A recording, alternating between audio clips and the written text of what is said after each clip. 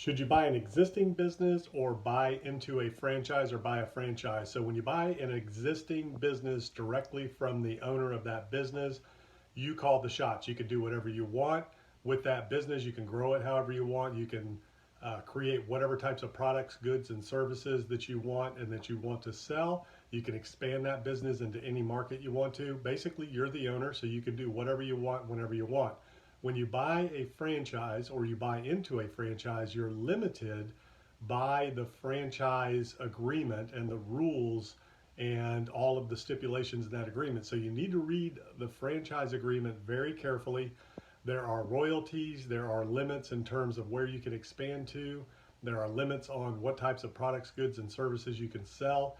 So the advantages of a franchise are that it's an existing business, existing system in place that all you have to do is basically follow it. And think about McDonald's or Burger King or any type of franchise like that in the food service industry. There's also cleaning service franchise, home healthcare franchises.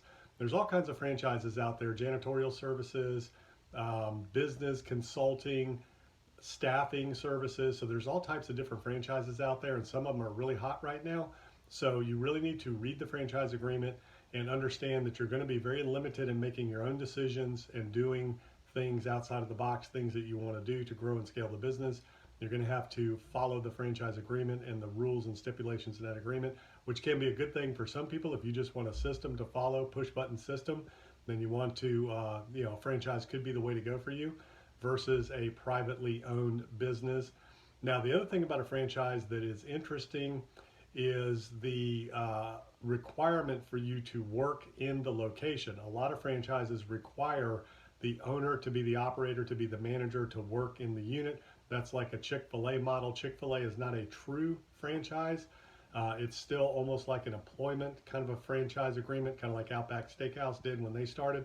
So you need to make sure you read that agreement, understand what the requirements are for you, for your time, for your ability to own and operate other businesses and invest in other types of ventures. Some franchises will limit you in that regard.